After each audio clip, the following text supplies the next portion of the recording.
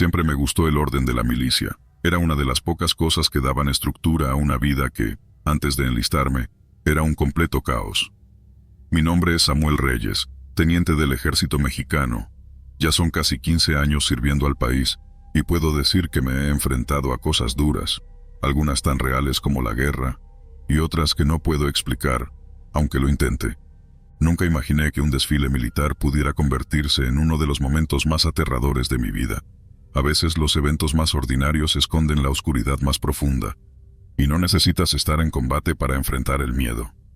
Solo tienes que estar en el lugar equivocado, en el momento equivocado.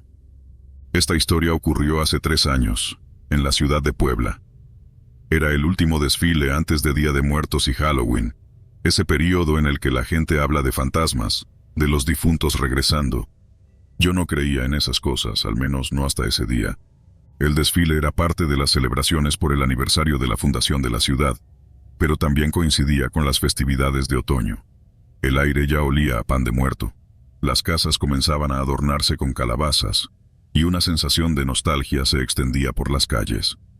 Esa mañana, la plaza principal estaba abarrotada de familias que esperaban ver a los soldados desfilar con paso firme y los vehículos militares avanzando en perfecta sincronía. Yo iba al mando de una de las escuadras encargadas de la salva. Para quienes no lo sepan, los disparos de salva son ceremoniales. El arma se dispara sin proyectiles. No debería haber riesgo, es un acto simbólico. Pero ese día, uno de esos disparos no fue simbólico. Mis soldados estaban listos, alineados como marcaba el protocolo. A mi lado, el sargento Ordóñez me dijo algo que nunca olvidaré. Teniente, hoy me siento raro, como si alguien más estuviera con nosotros, ¿no lo siente? Lo miré, extrañado, pero no quise darle importancia. El sargento era supersticioso, siempre hablaba de cosas raras cada vez que nos acercábamos a una fecha señalada. Pensé que solo era el ambiente festivo, pero, mientras nos acercábamos al momento de la salva, una sensación de pesadez se instaló en mi pecho. Algo no estaba bien, aunque no podía explicarlo. Los disparos ceremoniales estaban programados para el cierre del desfile. Los cañones retumbaban en la distancia, los niños gritaban de emoción, y los veteranos aplaudían con nostalgia. Al llegar el momento, yo di la orden con voz firme. ¡Apunten! ¡Fuego! El primer disparo sonó nítido, igual que los otros 2 que lo siguieron. Pero entonces un cuarto disparo resonó en el aire. Este no sonó como una salva. Fue más fuerte, más profundo, como si el cañón del arma se hubiera abierto al vacío. El estruendo hizo eco en toda la plaza, y por un instante, el público quedó en silencio absoluto. Los soldados nos miramos entre nosotros, desconcertados. No estaba previsto ese disparo. ¿Quién disparó?, pregunté en voz alta, tratando de mantener la calma. Pero todos los fusiles estaban aún en posición, y no había señal de que alguien hubiera hecho un movimiento fuera de lugar. En ese momento, uno de los soldados, Hernández, bajó el arma y murmuró: «Teniente, yo no disparé, pero sentí como si alguien más lo hubiera hecho por mí». Lo miré fijamente. El sudor le resbalaba por la frente, y su mirada estaba llena de un miedo genuino que no podía fingirse. Quise pensar que había sido un error mecánico, pero algo en mi interior me decía que no era tan simple. Después del desfile, la tropa regresó a la base. Sin embargo, la sensación de inquietud se quedó conmigo. No podía sacarme de la cabeza ese disparo extra, ese ruido tan fuera de lugar. Decidí revisar el armamento por mi cuenta, buscando alguna explicación lógica. Fue entonces cuando el cabo Morales se acercó con el rostro pálido.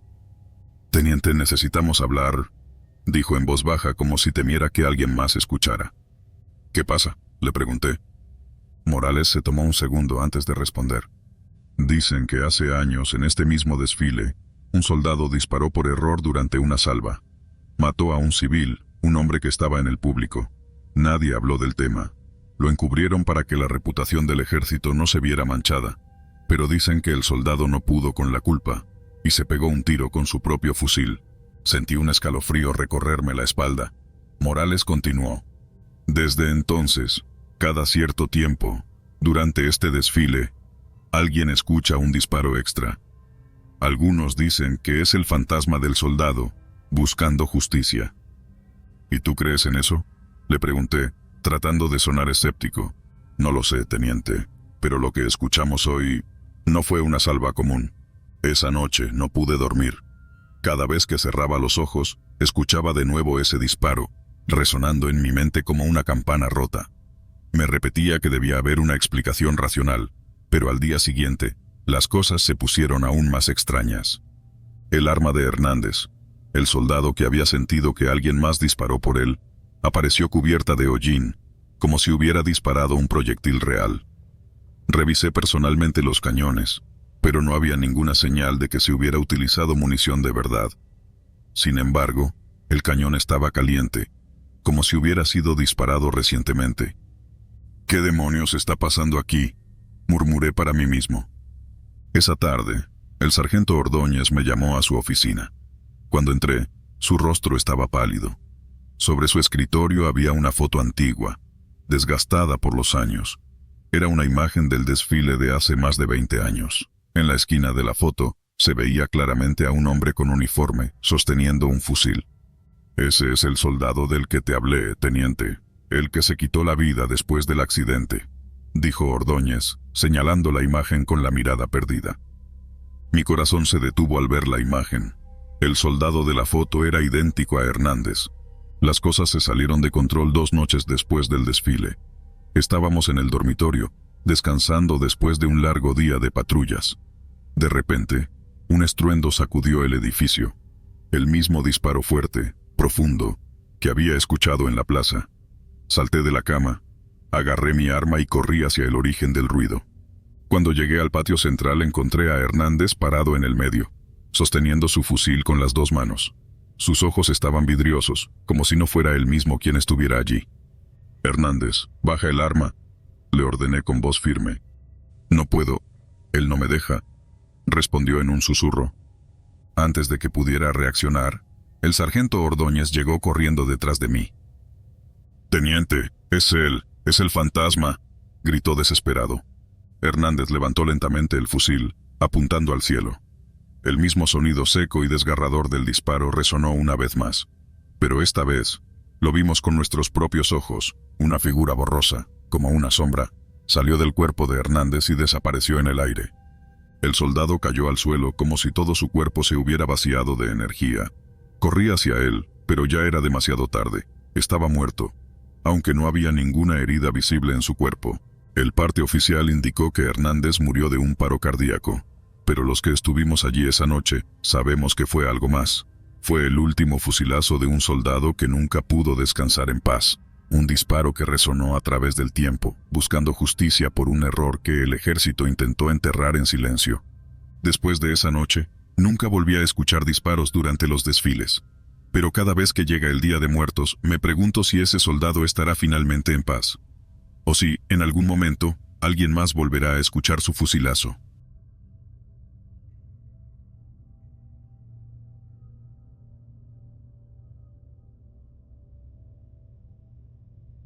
Me llamo Antonio Morales. Hace un tiempo me encontraba destacado en el norte de México, cerca de Ciudad Juárez. Todo comenzó un día de finales de octubre, cuando el aire empezaba a enfriarse y la cercanía de Halloween llenaba el ambiente de historias de miedo que corrían como el viento entre los soldados. Era un tiempo difícil para todos nosotros. Patrullábamos zonas peligrosas, en medio del conflicto entre cárteles, y sabíamos que cada misión podría ser la última. Pero lo que viví en esos días fue algo para lo que nunca estuve preparado. Siempre he sido escéptico, no creo en fantasmas ni en supersticiones. Los muertos no hablan, me decía a mí mismo, aunque los otros soldados aseguraran lo contrario. Sin embargo, todo cambió una noche, cuando durante un enfrentamiento encontré algo que nunca debía haber escuchado. Todo comenzó en una misión de reconocimiento nocturno. El objetivo era verificar un punto sospechoso en las afueras de un pueblo abandonado, cerca del desierto. Éramos 4, pero entre nosotros iba un viejo amigo, el cabo Pérez. Era un buen tipo, de esos que siempre se mantenían firmes en situaciones tensas. Habíamos pasado muchas patrullas juntos y conocía a su familia. Su muerte me golpeó más fuerte de lo que podría admitir. Lo perdimos en una emboscada apenas hacía un par de semanas. Ese día, el viento levantaba polvo sobre la carretera y la luna apenas iluminaba nuestro camino. De pronto, recibimos disparos. Sin pensarlo 2 veces, nos lanzamos a cubrirnos entre los arbustos y algunas rocas. Aquello fue un intercambio intenso de balas, y cuando finalmente terminó, el silencio cayó como un golpe seco. Yo había avanzado más que mis compañeros. Me separé del grupo siguiendo el rastro de uno de los atacantes que había escapado hacia una vieja construcción medio derrumbada. Al entrar, la oscuridad era absoluta, salvo por el leve parpadeo de un radio encendido en una esquina. Parecía una reliquia abandonada, cubierto de polvo. Pero lo que más me sorprendió fue que emitía estática, y luego escuché la voz. «Morales, ¿me escuchas?», dijo alguien del otro lado del radio con una claridad que me dejó helado. Era la voz del cabo Pérez. Mis manos temblaron al sostener el aparato, como si el aire mismo se hubiera vuelto más pesado. Era imposible. Él estaba muerto. Yo mismo había llevado su cuerpo a la base y asistido al funeral con su familia. Pero allí estaba su voz, hablándome desde aquel aparato como si todavía estuviera vivo. «Morales, sal de ahí. No es seguro. Escúchame. Están cerca. Vienen por ti», decía la voz, con ese mismo tono firme que solía usar en el campo. Me quedé paralizado por un instante, intentando encontrarle alguna explicación lógica. Pensé que alguien me estaba jugando una broma, pero no había tiempo para analizarlo. El instinto me obligó a salir de la casa, y justo cuando crucé la puerta, escuché un estruendo. Una granada estalló dentro del lugar donde estaba. Si me hubiera quedado ahí un segundo más, no estaría aquí contando esta historia. Corrí hacia donde estaba el resto del equipo, jadeando como nunca.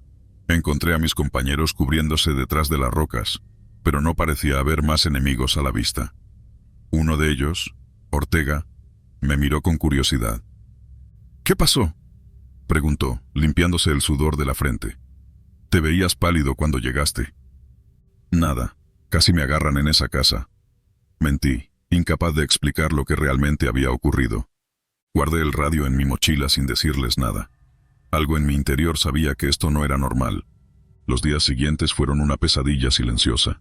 Cada vez que encendía el radio, la voz de Pérez volvía a hablarme, como si nunca hubiera muerto. A veces eran advertencias. «No subas a ese vehículo. Evita el camino al norte». En otras ocasiones, era como si intentara tener una conversación normal, recordando los viejos tiempos en el cuartel o preguntándome cómo estaba su familia. Intenté convencerme de que todo era producto del estrés, pero algo más profundo me decía que no era así. Comenzaron a pasar cosas extrañas durante las misiones, pequeños accidentes que parecían coincidir con las advertencias del radio. Una vez, ignoré su advertencia de no tomar una ruta hacia una zona montañosa y terminamos cayendo en una emboscada. Ortega resultó herido esa vez, y no pude evitar sentir que la culpa era mía. Una noche, el radio me despertó. «Morales, escúchame bien. En Halloween, van a ir por ustedes. Tienen que salir antes de medianoche. No te quedes cerca del pueblo». La voz sonaba más grave, más urgente que nunca. Miré mi reloj. Faltaban unas horas para la medianoche del 31 de octubre. Mi corazón latía con fuerza, y un sudor frío me recorría la espalda.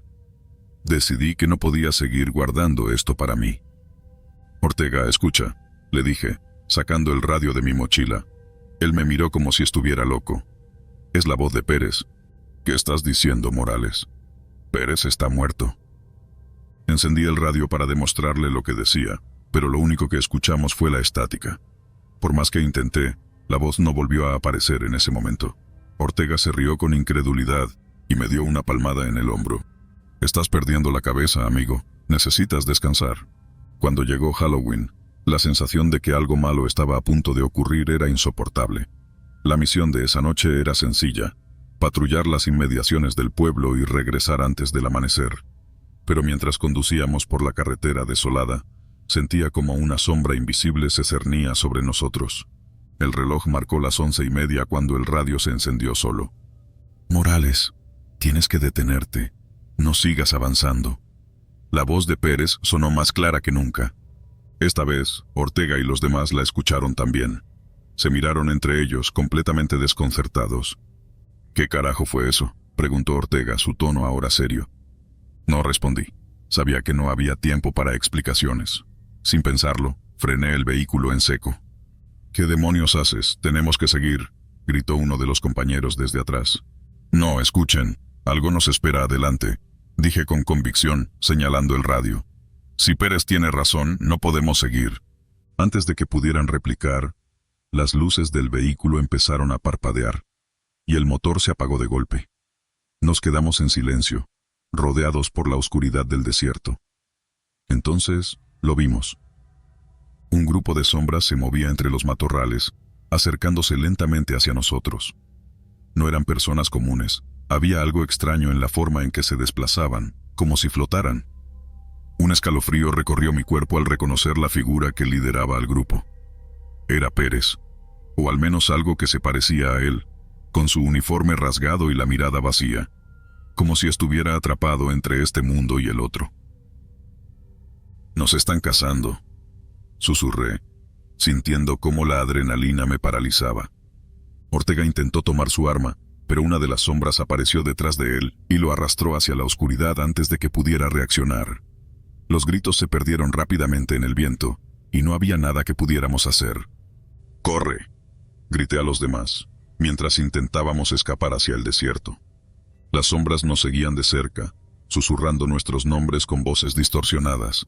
El miedo era tan real que sentía como mis piernas se volvían de plomo con cada paso. Solo tenía una cosa clara: si nos alcanzaban, estaríamos perdidos. Corrí hasta que mis pulmones ardieron y el mundo a mi alrededor se volvió borroso. De alguna manera, logré llegar a una pequeña elevación desde donde podía ver el pueblo abandonado a lo lejos. El radio seguía encendido en mi bolsillo, emitiendo la voz de Pérez por última vez. «Morales, ya no puedo ayudarte más. Ellos siempre consiguen lo que buscan». La señal se cortó, dejando solo el sonido del viento y mi propia respiración acelerada. Me quedé ahí, inmóvil, mientras el sol comenzaba a asomar en el horizonte. Nunca volví a ver a Ortega ni a los otros. Cuando el equipo de rescate llegó, encontraron el vehículo abandonado y las armas tiradas en el suelo, pero no había rastros de mis compañeros. Hasta hoy me pregunto si todo fue real o si perdí la cabeza esa noche. Pero cada Halloween, el radio que guardé como recuerdo se enciende solo, emitiendo la voz de Pérez.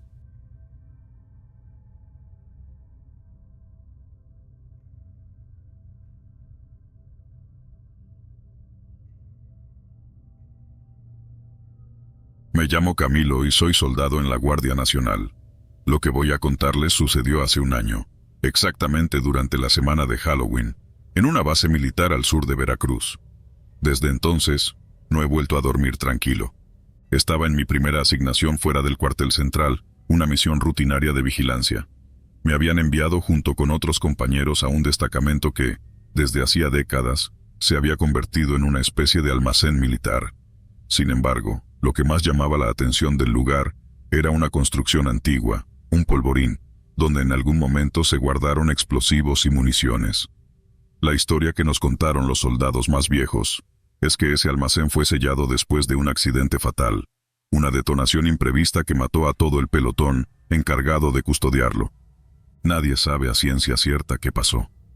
Lo que sí era seguro es que desde que el almacén se cerró, ningún soldado quería hacer guardia cerca de esa zona.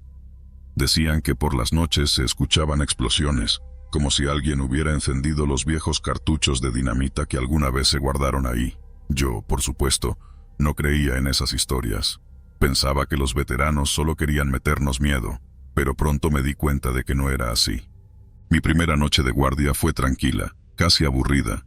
Compartía turno con Ramírez, un compañero que se tomaba las cosas demasiado en serio. Llevaba tanto tiempo en la base que sabía de memoria cada ladrillo y cada grieta del viejo polvorín. ¿Alguna vez escuchaste las explosiones?, le pregunté por simple curiosidad. Ramírez me lanzó una mirada incómoda, como si no quisiera hablar del tema. Pero después de un momento, suspiró. Sí, varias veces. ¿Y qué viste?, insistí. Nada, nunca hay nada. Ese es el problema. No quise darle más vueltas al asunto. Pensé que tal vez era el cansancio hablando por él. Sin embargo, cerca de la medianoche, cuando el viento frío comenzó a colarse por nuestras chaquetas, lo escuché por primera vez. Una explosión, leve al principio, como el estallido distante de un cohete pirotécnico. Luego vino otra, más fuerte, seguida de un eco que resonó a través del almacén vacío. Ramírez y yo nos miramos en silencio. Sin decir una palabra, Agarramos nuestras linternas y comenzamos a caminar hacia el polvorín. El camino hacia el polvorín era un pasillo largo, flanqueado por paredes de concreto que parecían absorber la luz. A medida que nos acercábamos, las explosiones se hicieron más frecuentes, como una lluvia de bombardeos cayendo sobre nuestras cabezas. Pero lo más extraño era que no veíamos ni humo ni fuego. El aire seguía oliendo a tierra húmeda y moho, como si nada estuviera sucediendo. «Esto no es normal», murmuró Ramírez apuntando su linterna hacia la entrada sellada del polvorín. Las enormes puertas metálicas estaban aseguradas con cadenas oxidadas, como si nadie las hubiera tocado en años. Pero algo más nos llamó la atención. La tapa de la rejilla de ventilación estaba ligeramente abierta, como si alguien hubiera entrado por ahí. «¿Alguien más está aquí?», pregunté, sintiendo un escalofrío recorrerme la espalda. Ramírez negó con la cabeza. «Se supone que no».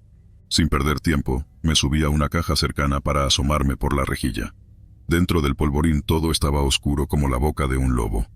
Lo único que alcancé a distinguir fue una fila de casquillos oxidados esparcidos por el suelo. Y, en ese momento, lo escuché. Una risa. Baja, infantil, como si un niño estuviera escondido entre las sombras. «¿Escuchaste eso?», le dije a Ramírez, pero él ya estaba retrocediendo, pálido como un fantasma. Es como aquella vez», balbuceó. «¿Qué ves?», insistí. Pero antes de que pudiera responderme, la puerta del polvorín tembló violentamente, como si algo del otro lado estuviera empujándola con toda su fuerza. Las cadenas tintinearon, y por un momento pensé que se romperían.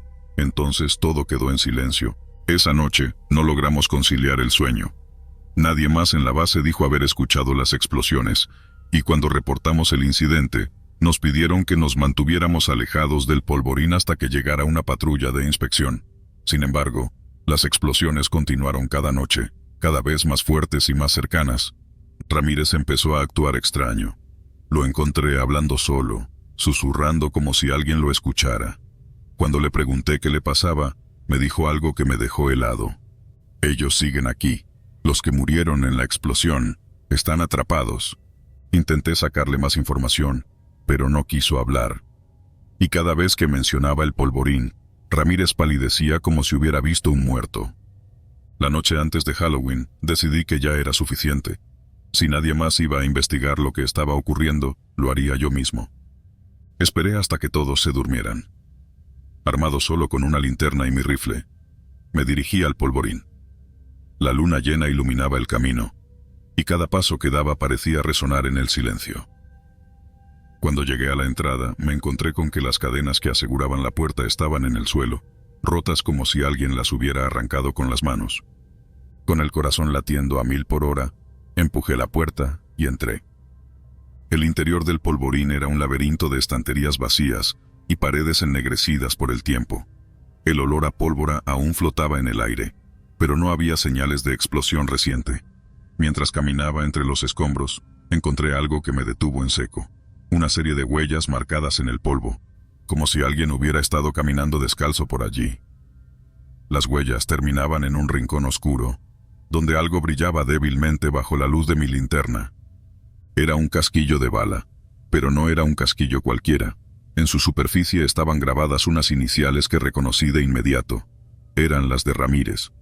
En ese momento, escuché un susurro detrás de mí. Me giré rápidamente, apuntando con la linterna, pero no había nadie, solo la oscuridad y el eco lejano de una explosión. «Camilo». La voz de Ramírez resonó desde algún lugar dentro del polvorín. Corrí hacia el origen del sonido, pero cuanto más me adentraba, más perdido me sentía. Las paredes parecían moverse, cerrándose a mi alrededor como si el polvorín tuviera vida propia. Finalmente, llegué a una puerta metálica que nunca había visto antes. La empujé, y lo que encontré al otro lado me dejó sin aliento. Era una sala pequeña, iluminada por la luz parpadeante de una vela. En el centro, había un grupo de soldados, todos vestidos con uniformes antiguos y cubiertos de polvo, como si hubieran estado allí durante años. Al frente del grupo estaba Ramírez, con los ojos vidriosos y la piel pálida como la de un muerto. «Te estaban esperando», dijo, con una voz que no parecía la suya. Antes de que pudiera reaccionar, las velas se apagaron, y la oscuridad me envolvió por completo. Sentí como manos frías me sujetaban, y un sonido aterrador llenó la sala, la risa infantil que había escuchado por primera vez en la rejilla. Desperté al día siguiente, tirado en el suelo frente al polvorín.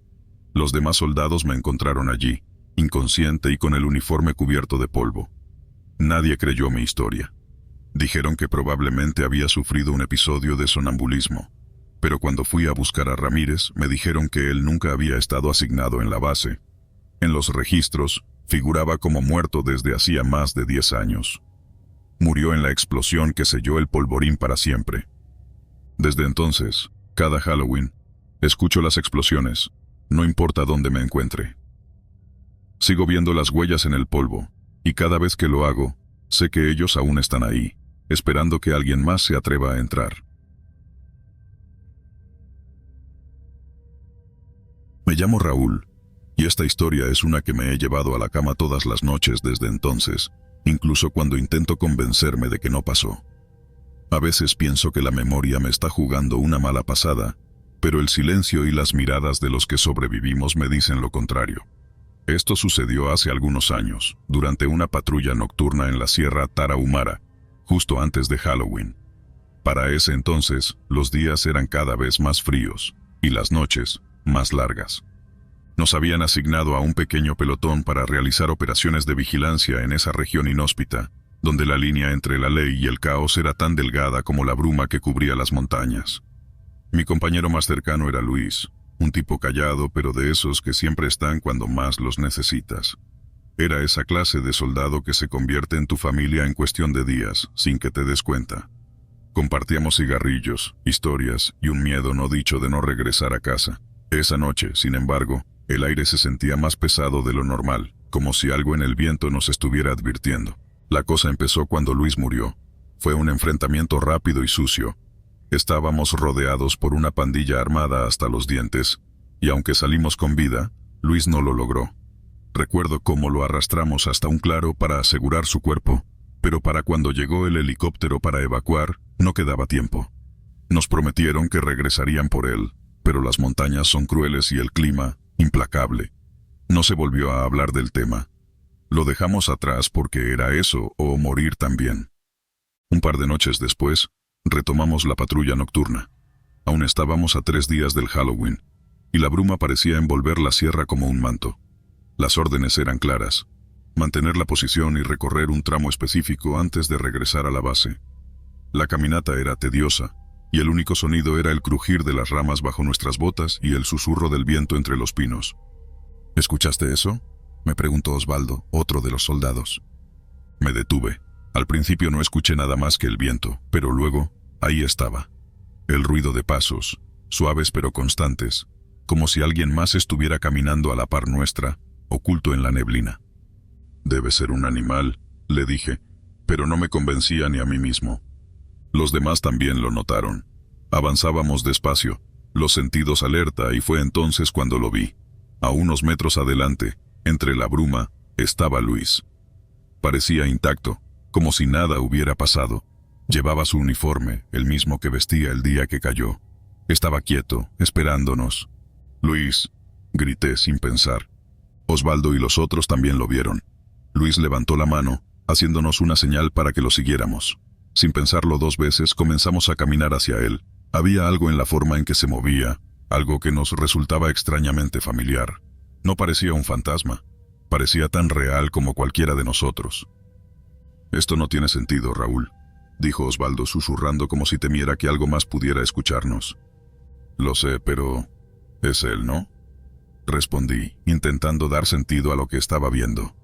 Luis se internó en la neblina, y nosotros lo seguimos. Algo en nuestro interior nos decía que no era normal, pero en situaciones así, aprendes a no cuestionar las cosas que ves. Avanzamos durante unos minutos hasta llegar a un barranco profundo, donde Luis se detuvo al borde. Nos hizo una señal para que continuáramos, como si quisiera que cruzáramos al otro lado. Pero no había puente, solo una caída que desaparecía en la oscuridad. «No podemos seguir», dijo Osvaldo, y su voz tembló por primera vez. Luis nos miró, y entonces lo supe: no era Luis. Los ojos que tenía no eran los de mi amigo. Eran fríos, vacíos. como si en algún lugar de esas montañas él se hubiera quedado atrapado. Y lo que estábamos viendo ahora era solo un cascarón, una versión rota de él. Dimos media vuelta y comenzamos a retroceder, pero Luis reapareció delante de nosotros, como si hubiera surgido de la misma niebla. Levantó una mano, señalando nuevamente el camino hacia el barranco. Algo en su expresión nos decía que si no lo seguíamos habría consecuencias. Sin embargo, Osvaldo no se dejó intimidar. «No eres él», le dijo, apuntándolo con su rifle. Luis, o lo que fuera aquello, sonrió. Fue una sonrisa pequeña, como si supiera algo que nosotros no. Dio un paso hacia adelante y antes de que pudiéramos reaccionar, la bruma a nuestro alrededor se cerró, dejándonos completamente ciegos. Escuché gritos, disparos, y luego el silencio. Corrí hacia donde creía que estaba Osvaldo, pero solo encontré su rifle tirado en el suelo. De él no había ni rastro. La niebla era tan densa que me resultaba imposible saber dónde estaba. Entonces lo escuché otra vez. Los pasos se acercaban lentamente, rodeándome. Sabía que no era un animal, sabía que era él. «Raúl», escuché su voz, susurrando entre la bruma. «No puedes escapar». Mi corazón latía con fuerza, y cada fibra de mi ser me gritaba que corriera, pero mis piernas no respondían. De pronto, una figura emergió de la niebla frente a mí. Era Luis, pero esta vez, su rostro estaba distorsionado, como si hubiera estado demasiado tiempo bajo tierra. Su piel estaba pálida, y sus ojos vacíos brillaban en la penumbra.